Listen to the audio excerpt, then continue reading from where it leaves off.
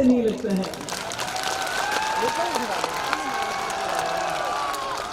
आज मैं खासकर जम्मू के लोगों से बात करना चाहती हूँ। जम्मू के लोग, रोज मैं कश्मीर में तो रोज बात करती हूँ, आज मैं जम्मू के लोगों से बात करना चाहती हूँ। उनको बताना चाहती हूँ 2014 में पूरे मुल्क ने तब्दीली के लिए बीजेपी को वोट डाला। जम्मू कश्मीर के लोगों ने भी, खासकर जम्मू के लोगों ने भी बीजेपी को तब्दीली के लिए वोट डाला, क्योंकि उस वक्त बीजेपी कहती थी सबका विकास, सबका विश्वास, सबका साथ। इसलिए सबने सोचा कि हम एक तब्दीली लाएंगे, वोट डालेंगे बीजेपी को। मगर हमारी बदकिस्मती ये हुई कि जब बीजेपी की सरकार बनी, जैसा महबूब बेग साहब ने कहा, इन्होंने जो हमारा संविधान है, हमारी कॉन्स्टिट्यूशन है, उसको सामने से हटा के जो बीजेपी का एजेंडा है, हिंदू मुसलमान को लड़ाना, मंदिर और मस्जिद को लड़ाना, सिख और क्रिश्चियन को लड़ाना, इन्होंने वो एजेंडा सामने रखा, उस पे काम किया। हमें बताया गया था कि हर एक के अकाउंट में 15 लाख रुपए आएगा, 2.5 करोड़ नौकरियां मिलेंगी हर साल, और दूध की गंगा बहेगी। दूध की गंगा तो नहीं बही, बल्कि गंगा में लाशें जरूर बही, जो हमने देखा जब कोविड हो गया। तो किसी तरीके से इन्होंने इस देश में जो तब्दीली के लिए वोट दिया था, वो अच्छी तब्दीली हमने नहीं देखी। जब कोई जवान, चाहे वो हिंदू हो, मुसलमान हो, सिख हो, चाहे जेएनयू में पढ़ता हो, चाहे दिल्ली यूनिवर्सिटी में पढ़ता हो, चाहे किसी भी यूनिवर्सिटी में पढ़ता हो, जब वो इनसे सवाल करता है कि आपने मेरे संविधान का की बेइज्जती क्यों करते हो, तो उसको देशद्रोही कहते हैं, उसको टुकड़े टुकड़े गैंग कहते हैं, उसको कहते हैं ये हिंदुस्तान के खिलाफ बात करता है। और यहाँ जम्मू में भी आपने इसको वोट दिया, और मुफ्ती साहब ने फैसला किया कि चूंकि जम्मू के हिंदुओं ने, अक्सरियत ने बीजेपी को वोट दिया है, इसलिए हम बीजेपी को अलग नहीं कर सकते। हमें जम्मू के वोट की इज्जत करके बीजेपी के साथ सरकार बना के अटल बिहारी वाजपेयी के प्रोग्राम को, पॉलिटिकल प्रोसेस को आगे चलाएंगे। जिस पॉलिटिकल प्रोसेस की वजह से हमारे बॉर्डर्स में गोली बंद हो गई थी, जिसकी वजह से हमारे रास्ते खुले थे, जिसकी वजह से बातचीत हुई थी, जिसकी वजह से मिलिटेंसी कम हुई थी, जिसकी वजह से हिंदुस्तान और पाकिस्तान नजदीक आ गए थे, जिसकी वजह से जम्मू कश्मीर जो जंग का अखाड़ा बन गया था, वो हिंदुस्तान और पाकिस्तान के बीच में पुल बन रहा था। चाहे वो रावलाकोट रोड खुल गया, चाहे मुजफ्फराबाद। ये सोच के मुफ्ती साहब ने हाथ मिलाया, मगर क्या हुआ? क्या हुआ? हम तो इल्जाम देते हैं अली मोहम्मद जिन्ना को, जिन्होंने आजादी की लड़ाई जवाहरलाल नेहरू, गांधी जी, सरदार वल्लभ भाई पटेल, सर सैयद अहमद खान, अंबेडकर जी, सबके साथ लड़ी हिंदुस्तान को आजाद करने के लिए। मगर हमें उनसे एक गिला है, एक शिकायत है कि उन्होंने हमारे मुल्क के का बंटवारा किया, जमीन का बंटवारा किया, और आज हम उनका नाम लेने से गुरेज करते हैं। क्यों? कहते हैं जिन्ना ने, उन्होंने हिंदुस्तान का बंटवारा कर दिया, हिंदू मुसलमान को अलग कर दिया। मगर अगर आज आप देखेंगे, आज हजारों जिन्ना है जो न सिर्फ जमीन का तो हो गया, यहाँ के इंसानों का बंटवारा करते हैं, यहाँ के हिंदू मुसलमान का बंटवारा करते हैं। और ये वो लोग हैं जिन्होंने आजादी में अपना कोई योगदान नहीं डाला। ये उस वक्त अंग्रेजों के तलवे चाहते थे, आज हमें देशभक्ति सिखाते हैं।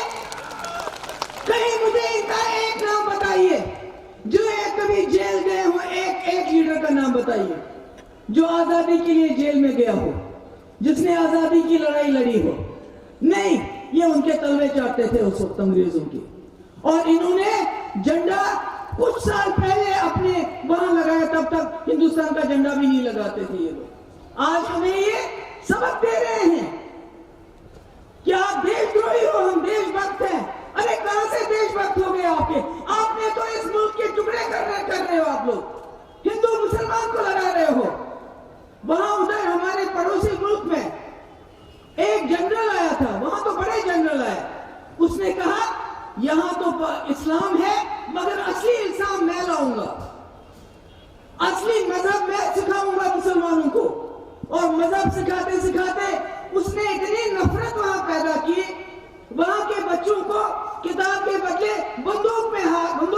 ہمیں دی اور آج اس پاکستان میں بم پھٹتے ہیں. آج وہ پاکستان قرضدار ہو رہا ہے. آج وہ پاکستان پچھتا رہا ہے کہ ہم نے کس جنرل کا ساتھ دے کے پاکستان کی زمین میں زہر بویا جو آج وہ کاٹ رہے ہیں. اور ہمارے ہاں کیا ہو رہا ہے آج؟ ہمارے ہاں کیا ہو رہا ہے؟ ہماری ڈیموکریسی، ہماری جمہوریت ختم، ہمارے کانسٹیٹیوشن کی کتاب کو ختم، اور جموں کشمیر کو ایک لیبارٹری بنایا گیا ہے. جموں کشمیر میں ٹیسٹنگ ہوتی ہے. پہلے جموں کشمیر میں دیکھا جاتا ہے کہ یہاں کیا ہوگا پھر وہاں ہو جائے گا. آپ دیکھیے ایک مثال، ابھی کچھ دن پہلے یہاں کے ملازموں نے ہڑتال کی بجلی کو لے کے.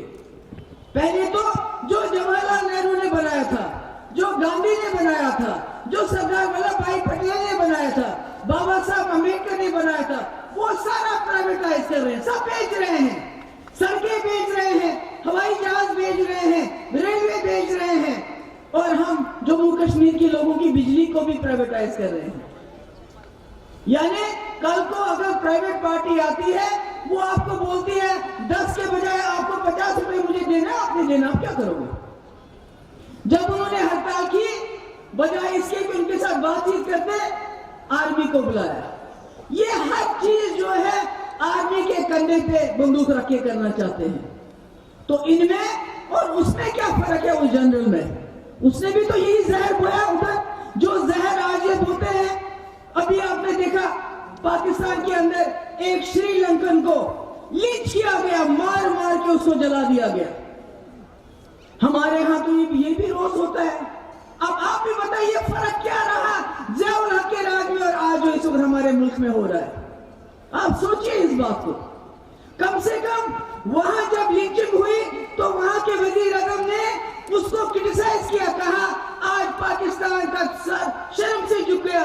مگر جب ہمارے ہاں لنچنگ ہوتی ہے، مائنورٹیز کو مارا جاتا ہے، دلتوں کو مارا جاتا ہے، تو ان کو ہار پہنائے جاتے ہیں، لنچنگ کرنے والوں کو ہار پہنائے جاتے ہیں.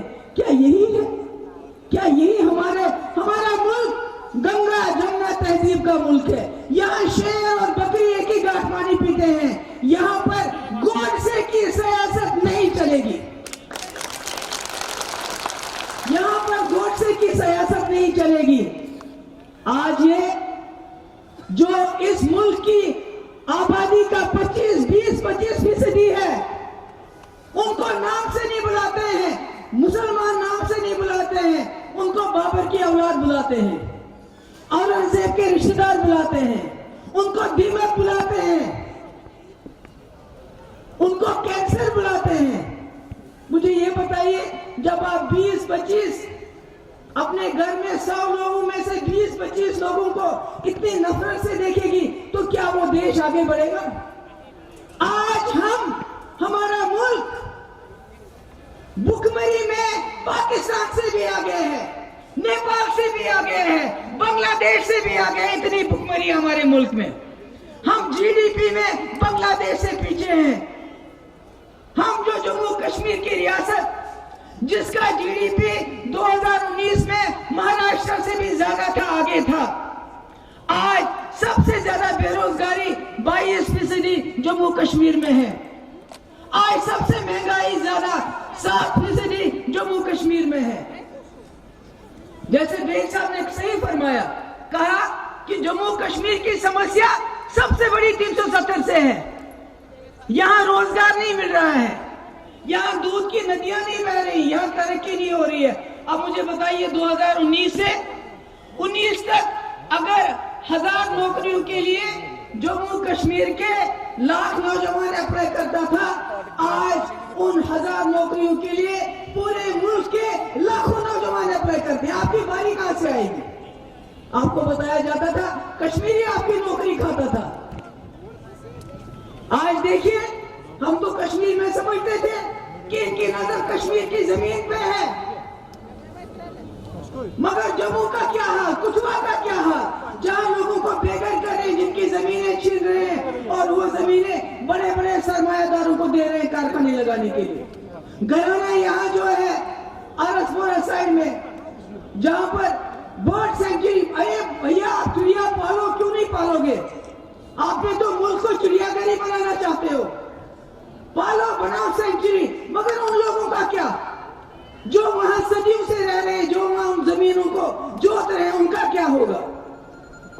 इनके पास आपके लिए देने को नौकरी नहीं, 2 इस वक्त इज्जत की रोटी नहीं, इनके पास आपको देने के लिए नफरत नफरत नफरत, उसके बगैर कुछ भी नहीं है। अपने आप को लीडर कहते हैं। अरे आप जो अपने आप को हिंदुस्तानी कहते हैं, मैं कहती हूं इंदिरा गांधी थी, वो जंग जीत के आ गई। वाजपेयी जी लीडर थे, वो करगिल में उन पे जंग थोपी गई, उन्होंने वो जंग जीत के दिखाई। आपने क्या किया? चीन तो सारा लद्दाख खा गया। क्या किया? नाम लेते हैं चीन का? नाम लेते हैं क्या चीन का? जो चीन लद्दाख में सारी जमीन खा गया है, आपकी हजारों कनाल जमीन पे उसने कब्जा किया है। वहां से देखिए उत्तरांचल, जो दूसरे बाकी हमारे इलाके हैं, वहां देखिए उन्होंने बस्तियों की बस्ती आबाद की। मुंह खोलते हैं क्या? चीन के बारे में मुंह खोलते क्यों? क्योंकि उससे वोट नहीं मिलेगा।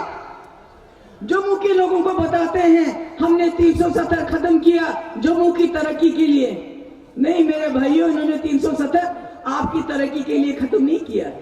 इन्होंने इसलिए किया ताकि ये यूपी, बिहार, बाकी जगह इलेक्शन में बताएं कि हमने 370 खत्म किया, अब आपको रोटी नहीं चाहिए, अब आपको नौकरी नहीं चाहिए, अब आपको बिजली नहीं चाहिए, अब आपको पानी नहीं चाहिए, आप जाके कश्मीर में प्लॉट खरीदो। यही बोलते हैं ना इलेक्शन में।